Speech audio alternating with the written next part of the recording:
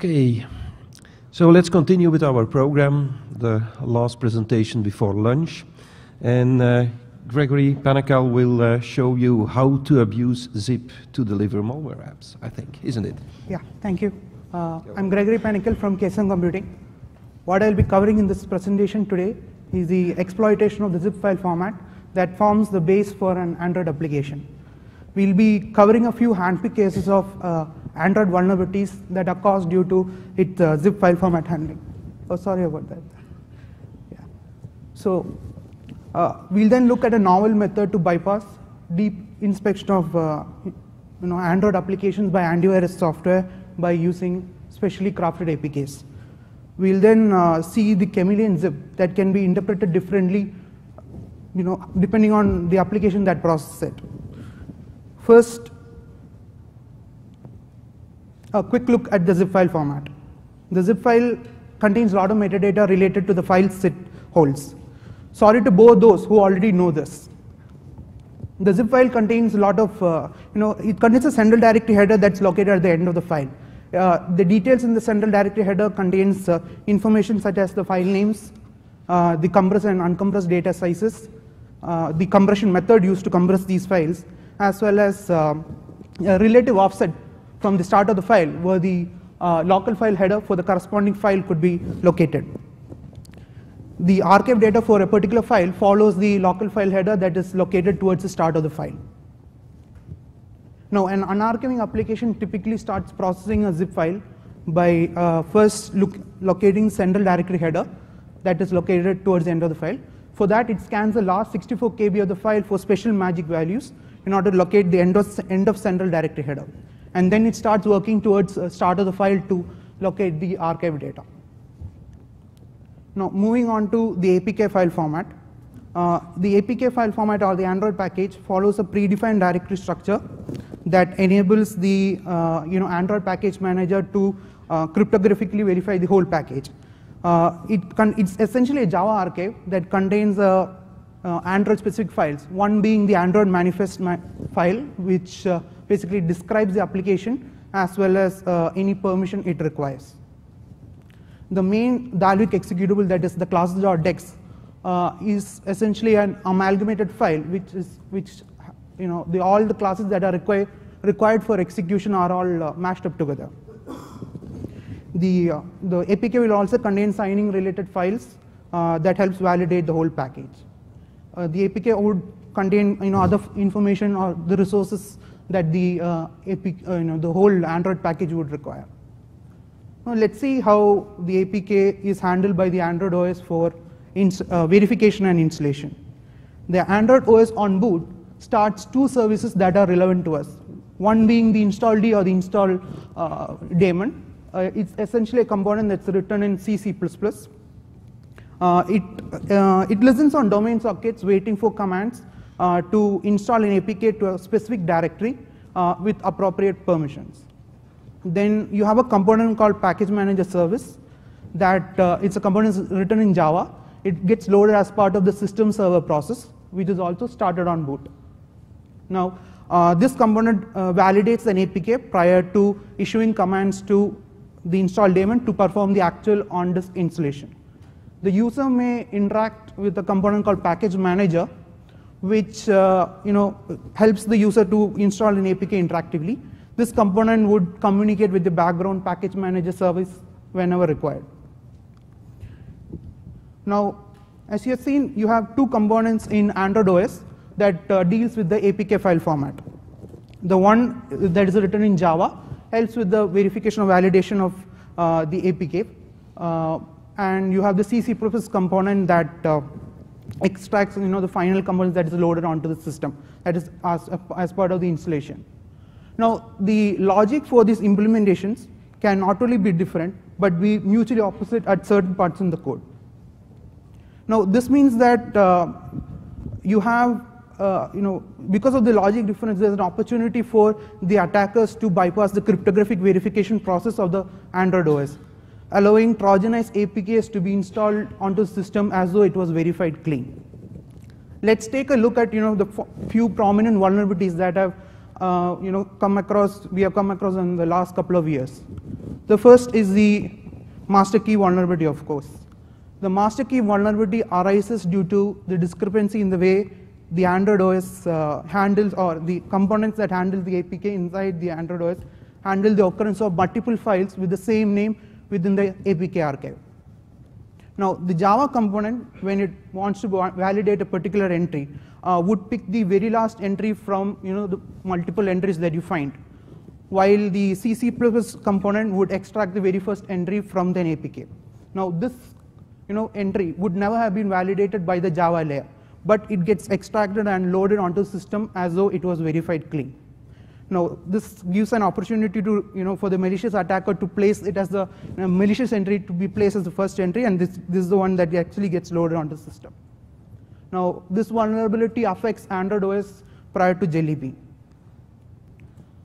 The next vulnerability is to do with how both these implementation, that is in Java and C++, try to locate the archive data. Now, in order to locate the archive data, first it locates the particular entry within the central directory header, and from there it finds the offset for the local file header. What you see on screen is the local file header. It contains some variable length fields, one being the file name and the other being the ExtraData field. Both the lengths are specified within the header. Both are 16-bit fields. Now, the vulnerability is to do with how the Java layer and the C++ layer treats this extra field length field. The Java layer incorrectly treats it as a signed integer, while the C++ component treats it correctly as a unsigned integer. So if one places a very large value within this field, this means that it would get treated as a negative number by the Java layer, while it's treated as a very large positive number by the C++ layer. For example, let's say we place the value FFFD here, and that means when it tries to locate the archive data, the Java layer would treat it as -3, and instead of moving forward to locate the corresponding archive data, it actually moves back 3 steps. While the C++ component, when it wants to extract the particular data, would jump forward by approximately 64K. So if one locates a trusted APK that has a classes.dex that's less than 64 KB in size, you could exploit this vulnerability. So what you could do is you could place the malicious classes.dex past the benign entry, and you actually have to merge the first 3 bytes of the classes.dex with the last 3 bytes of the name of classes.dex, because in order to account for the 3 bytes that you have to account for that in that. So what you do is you take the original trusted APK, package it back with the stored method so that no real compression algorithm gets applied, and you merge the 3 bytes that is part of the file name as well as the first 3 bytes of the magic header of the classes.dex. So once this is done, what the Java layer would see is the benign entry, and this is the one that gets validated, and the C++ layer would see this particular, the last entry of classes.dex, and that's the one that actually gets loaded, and the malicious classes.dex would get loaded onto the system. The next vulnerability again is to do with how both the implementation attempt to locate the archive data. For example, the Java layer, in order to locate the archive data, would pick the file name length that is cached from the central directory header, while the local file header, for the extra data length, it picks from the local file header, while the C++ implementation picks both the length from the local file header itself. So this means that if you have 2 separate values from the central directory header and local file header for the file name length, you could have both the implementation see at 2 different locations for the archive data for the classes.dex. So yet again, with if you find a small and a trusted APK with a very small classes.dex that's around, let's say, 64 KB in size, you could place 2 separate values in for the file name length field. You can have the valid one within the central directory header and a very large value specified within the local file header. So the format or the layout of the crafted APK would be very similar to the previous vulnerability, and the malicious APK is the one, or the malicious classes.dex is the one actually that gets finally extracted to disk. Now the details for this are slightly wrong in the paper. I apologize for the mistake. So moving on. Now, the Android OS to handle a particular APK uses only 2 out of possible 65,536 compression methods, and one being the stored method, where it actually puts the data inside the APK without applying any compression algorithm. The other one the Android OS supports is the popular deflate algorithm, which has the value 8. So now the Android OS makes some assumptions when handling this compression method fields. For Android OS KitKat and above, what it does is it checks if the particular compression method that's specified within the APK archive is stored. It assumes, if it's not stored, it assumes deflate. While in earlier versions of Android Jelly Bean and KitKat, Ice Cream Sandwich, you have a reversal of check within the Java layer, where it checks the method if it is deflate, if not, it assumes stored. While the C++ implementation has remained same. So this means that they have actually tried to address this and be consistent in the newer version of the operating system. However, the assumptions are still there. That is the what are the different possibilities of compression method that's there.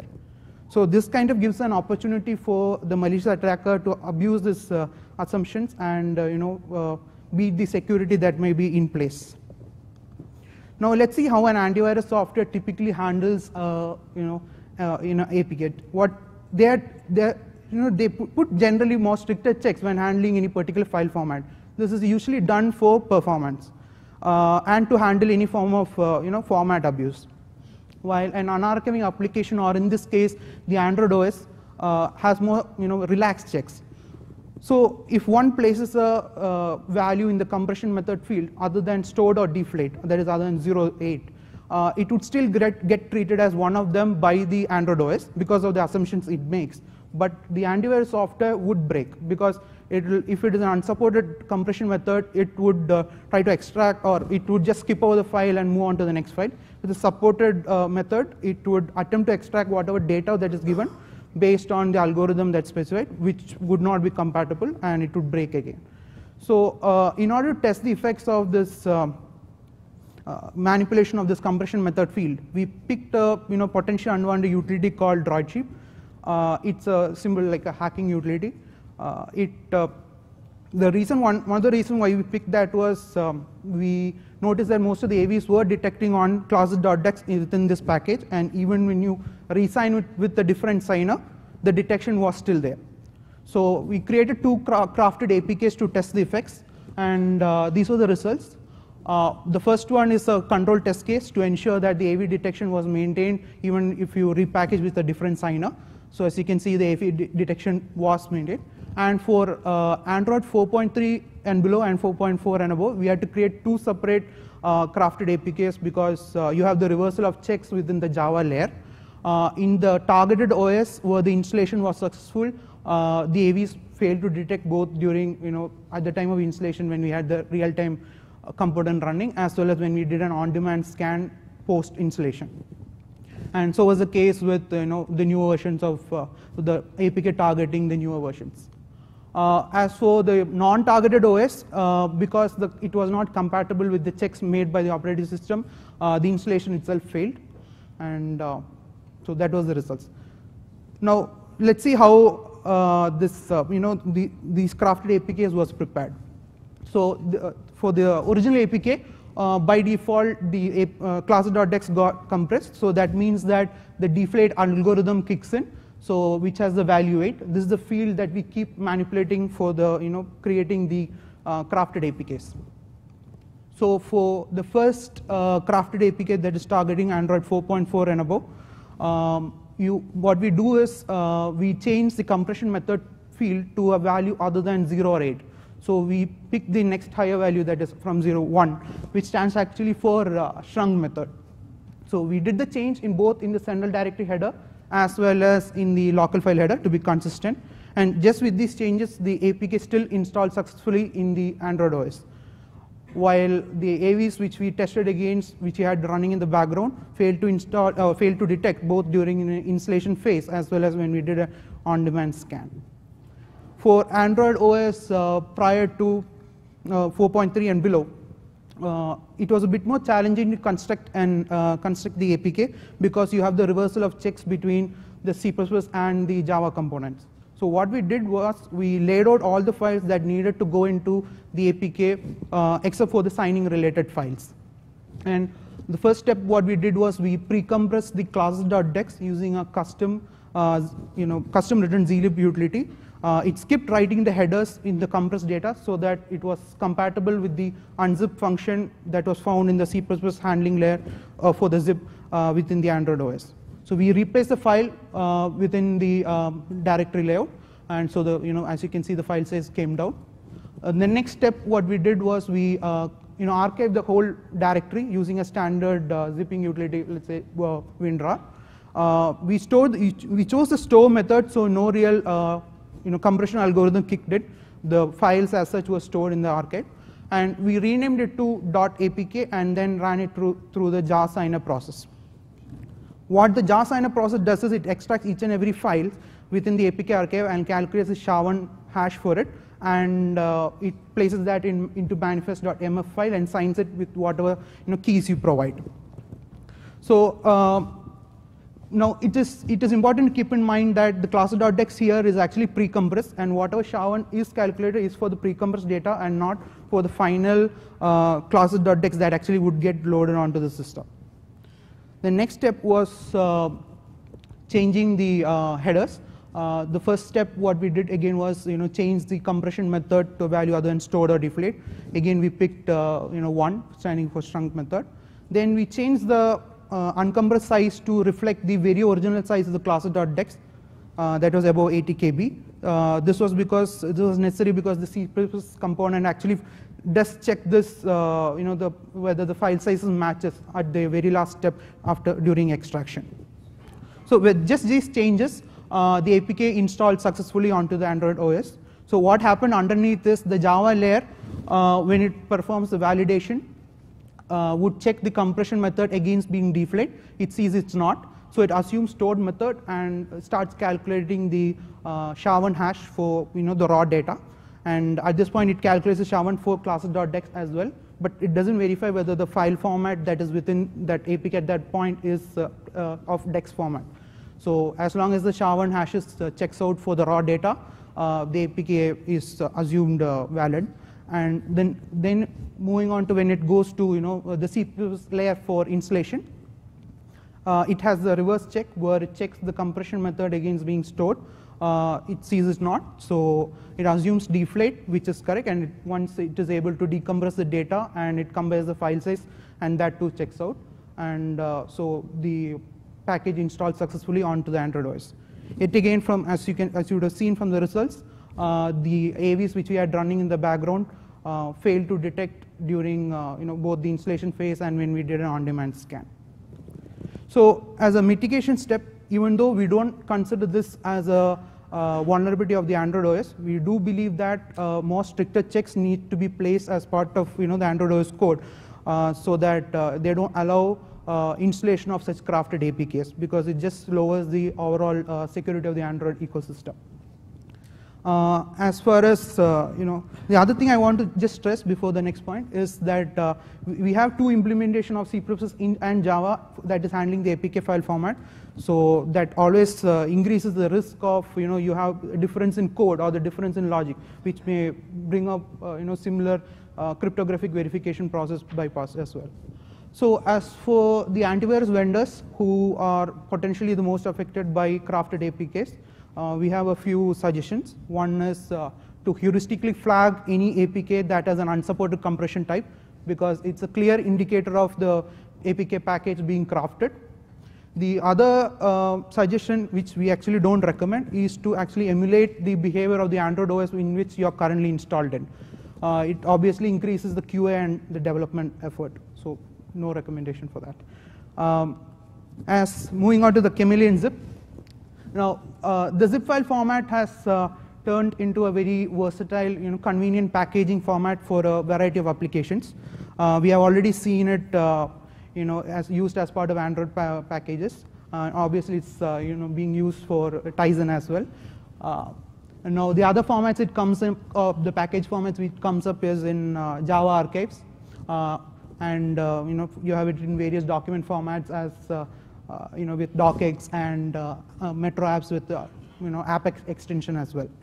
So this has created new challenges for the AV vendors in order to recognize the correct package type to do contextual level parsing just based on the content, and if you don't account for the extension.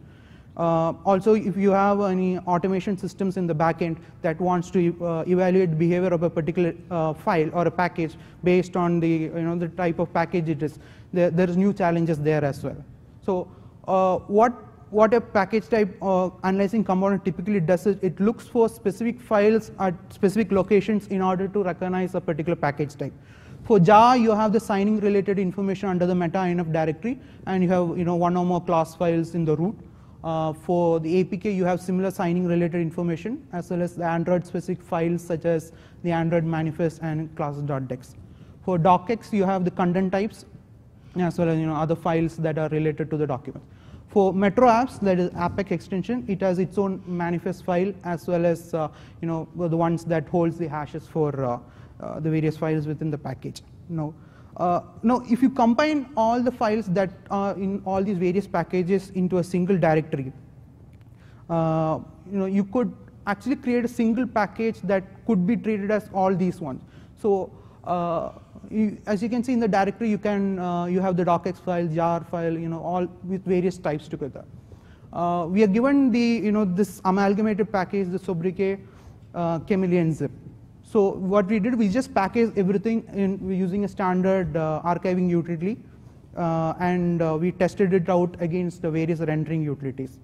So what we observed was a valid APK is also a valid jar file because both of them follow the same underlying verification process. So as long as the hashes for the files which it doesn't know about, like and Java archive wouldn't know about the Android manifest file, but as long as the hashes were present in the manifest.mf, it doesn't matter. It's just a regular data file for the for the respective applications. So it installed successfully in the Android OS, and when we renamed it to .jar, it loaded successfully in the Java environment. As for the docx file, when we renamed the package as docx and tried to open in Microsoft Word, it threw an error that the package was corrupted. What we noticed was even the presence of an unaccounted file within the docx package was enough to throw off the Microsoft Word's like the integrity check for the docx file fails. However, when we try to open it within OpenOffice, it opened successfully, displayed the content, and without any visible errors or warnings. As for Metro apps, it has a similar requirement that it should also be validated prior to being installed. So this means that creating a valid APK and a valid APPX simultaneously having a same package which is both valid may not be feasible because it requires updating two separate files with the hashes for all the files within the package. So changing one file which holds the hashes would affect the other. So it may not be feasible to create both valid packages at the same time. However, the presence of the files let's say in APPX with the package might be enough to throw off a package type analyzing component. For concluding, so zip file always has been very flexible format, and so it has always been abused. Antivirus vendors are all too familiar with gateway bypass using crafted archive file formats. So we expect the trend to continue. As far as the crafted APKs is concerned, we had tested out with few antivirus products. We found that both their Android versions or Android products and the Windows engines were equally affected. We had reported this issue to the vendors whom we checked against. Some of them responded, acknowledged, and promised to fix the issue. By the way, we at Case and have rolled out the fix as well. Those vendors who haven't responded, we hope that they take it up and address it from their side. There's some effort going on the IEEE Dragon front to validate the top level APK and not just the contents inside. So it's being actively discussed, and we are looking forward to that as well. As for the Chameleon ZIP, we were unable to test the effects of the package on the automation system. We leave it up to the vendors to evaluate the internal systems to see how it treats these packages. With that, I'll zip myself too. Thank you. Any questions? Okay.